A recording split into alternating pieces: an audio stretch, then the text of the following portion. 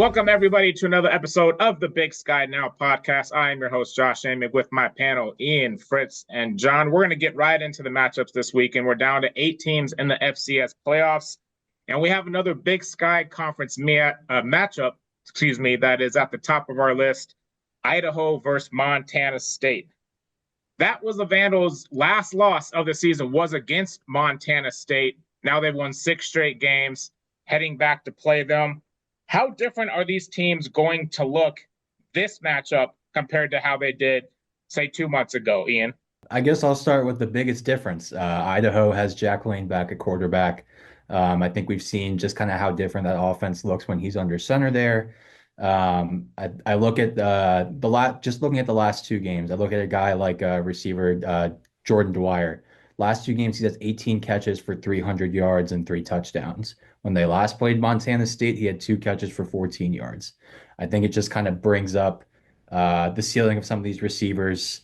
I think they're going to have a much better day in the passing game as opposed to when they last played. And I mean, Idaho played 2 quarterbacks the last time they matched up back in October. Their starter got hurt in that game as well. Hopefully, they can stay a little more healthy this time around. And I'm hoping it's a good game because the last time it was not that competitive. I think Idaho scored with like under a minute left. So I'm hoping that this one's going to be a bit closer. The last time they played, Montana State just completely ran them out of the stadium. Like Ian said, Idaho got on the board, but it wasn't until garbage time. So I think that, playing with the mindset that they were underseeded, that's going to kind of play into it a little bit. But just the fact that they're healthy again is going to be a completely different matchup than what we saw 8 weeks ago. So but revenge isn't exactly the most healthy thing to go into a game looking for, but it definitely plays a factor regardless of what people will say. They're going to want to go out there and beat Montana State after what happened that first game. So with Jack Lane back, like Fritz said in the last podcast and previously before, he's shown that he is the starter for a reason and was the preseason, like the name the starter QB1 at the start of the season for a reason. So with him back there, I think that brings a whole new element to Idaho's game. Jordan Dwyer played well, had some big catches last week against Lehigh, so he's got the taste of playoff football now. And Montana State, Scott Trey Humphrey was back this week, but Rohan Jones was missing, Julius Davis was missing offensively.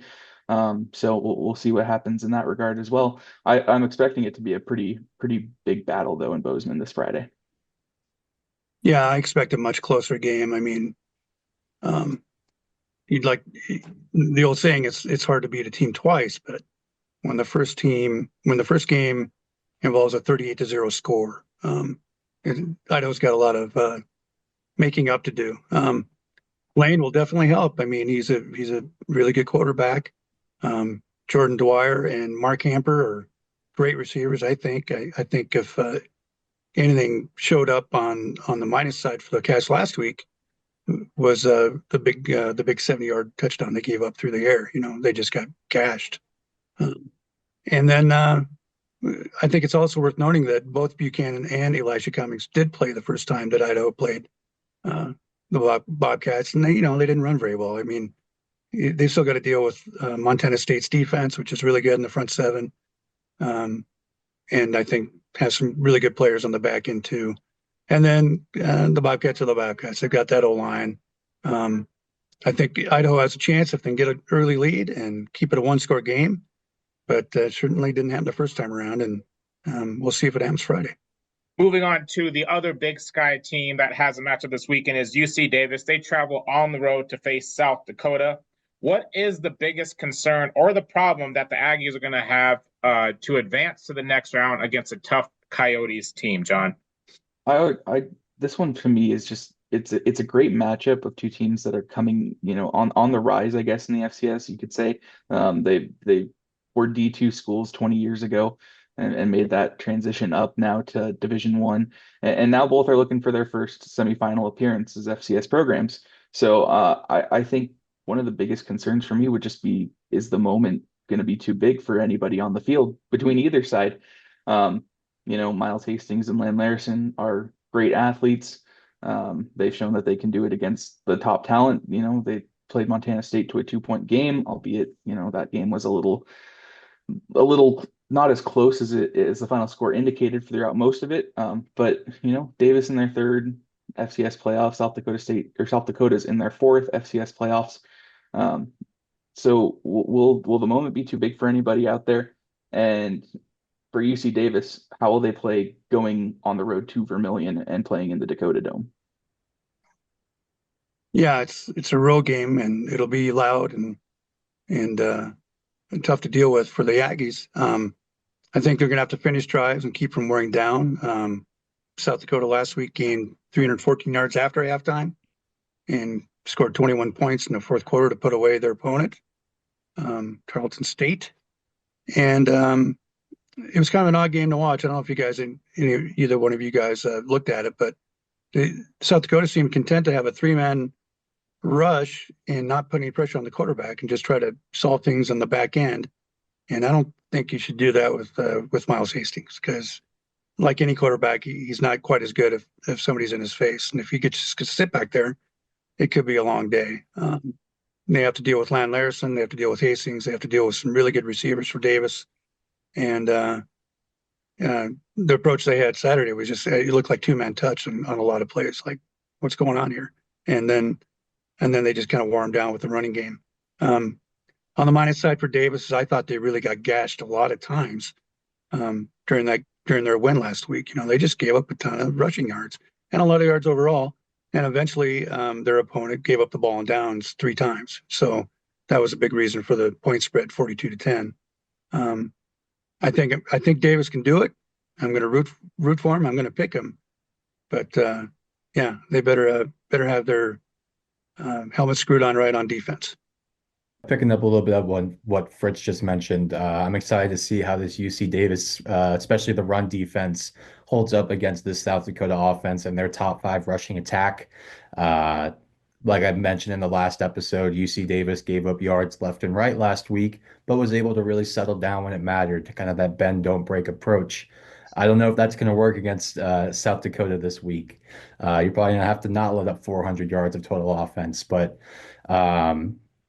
yeah, UC Davis, they've had a decent run defense throughout the entire year. I think they're number 2 in the Big Sky in terms of yards allowed per game. That's could definitely have to show up when they play on Saturday. The one thing in UC Davis's favor on offense, though, if there is a way to attack this the South Dakota defense, you're going to want to do it through the air as opposed to on the ground. And UC Davis definitely has the quarterback and the passing attack to do that. It's going to be a very fun matchup. I think it's going to be pretty close.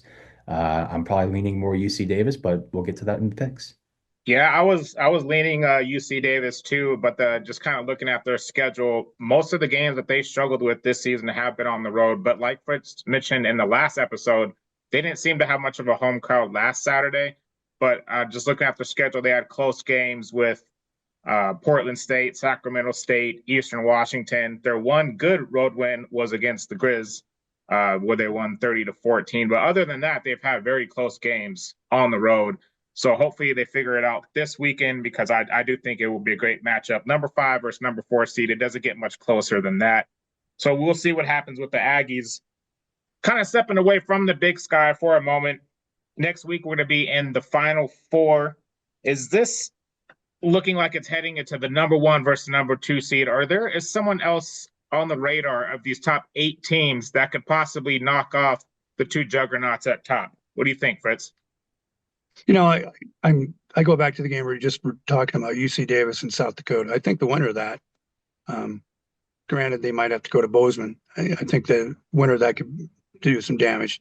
Lest we forget, South Dakota moved into a top 4 seed by beating South Dakota State at home in Vermilion. But they made it happen. They're a very good team, and like Ian said, they're on the rise. So is Davis. One of them is going to be a first-time semifinalist. That's my dark horse. I'll jump in here and say I think 6 of the 8 teams that are left have a chance to go to Frisco, in my opinion. It's all going to come down to who gets hot this week and next week. Unfortunately for Mercer and Incarnate Word fans, if you're listening into this, I don't think that your 2 schools are going to be making that run. I just think that the Dakota State schools are too much of a matchup. But I think Idaho has a chance if they go out there and get a good start against Montana State. And I think either Davis or South Dakota. I think that's just going to be an offensive showdown based on how the teams have been playing these last week. But yeah, personally, I think we're going to be heading towards a couple of conference matchups in the semis, though.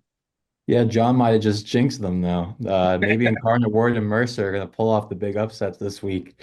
No, I know we're looking outside the big sky for this question, but I mean, my if I had to pick someone, it'd probably be UC Davis. I just think that I mean they have prior experience about again playing against Montana State this season. If they're able to win on Saturday, maybe they have a little bit of that revenge aspect coming. I know they played at home the last time they played. They have to go on the road if they end up playing next week. But 2-point loss a couple weeks ago where they were able to get that rolling in that fourth quarter. Maybe they can build off that. But I'm still probably going to go with the top two seeds for now. But if I had to pick someone, it'd probably be UC Davis. All right, fair enough. Well, we're going to move into my favorite portion of the episode of this podcast, where it is our picks. We do have some movement. I want to bring this up because John is on an incredible winning streak. I don't think he's lost. I think he's got 20 straight games right. He jumped into a tie, or he's one game ahead of Ian now. 81-20 overall, 5-1 in the playoffs so far. So John has been super hot, but Fritz is still the leader. He's 4 games ahead of everybody. So Fritz, go ahead and kick us off with your picks this week. Okay, well, let's see. Brent Vigan said Rohan Jones is questionable. He's been upgraded to questionable and will do everything he can to play. I think even without Rohan, as much as I love that guy, the way he plays, I'll still pick the Bobcats over the Vandals. I'll still pick NDSU over Mercer. I'll pick South Dakota State over Incarnate Word. And then my one road warrior are the UC Davis Aggies. I'll pick them to win over the Coyotes. Okay, I did not have your other teams written down. What do you want to say that slower for me? I did pick all 4 of them. We actually did discuss this, didn't we? Yeah, we did. Well, if we want to do it, I'll still pick NDSU over Mercer and SDSU over Incarnate Word. What do you think, guys? Do you think we should do all games so we can have you guys still have a shot to claim the title? Yeah, let's do it. All right. Not? He's got NDSU and SDSU. All right, John. The floor is yours in second place for the first time all season. Good work. I don't think I'm going to be gaining any ground because I'm going with the same picks as Fritz. I got Montana State in a close game over Idaho. I do think Davis is gonna go on the road and get the win. South Dakota, I just don't feel sold on them, in the playoff situations. And Davis's offense is something else to try to stop. And then North and South Dakota State. I think I've got North Dakota State easily winning at home and South Dakota State the same. And we're going to have a Dakota marker rematch in the semifinals. All right, Ian, you're just one game behind. So are you going to make up any ground on John this week, or are you sticking with the same picks? I'm going to go with Idaho to upset, just to try and make some ground there. But I do think they have a chance. That should be worth more points if Idaho does beat them. No, yeah, I think that should be. How many am I down to, Fritz? 4, 5? Yeah, it's a 4-game jump. I think it should be a 6-game jump. Give me a little room.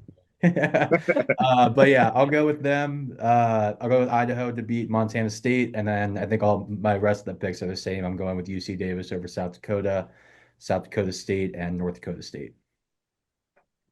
I kind of want to pick Mercer now, but I'm just no, I can't. If either of those two are going to do it, I think it's going to be Incarnate Word. I just remember that shootout against Sacramento State a few years ago.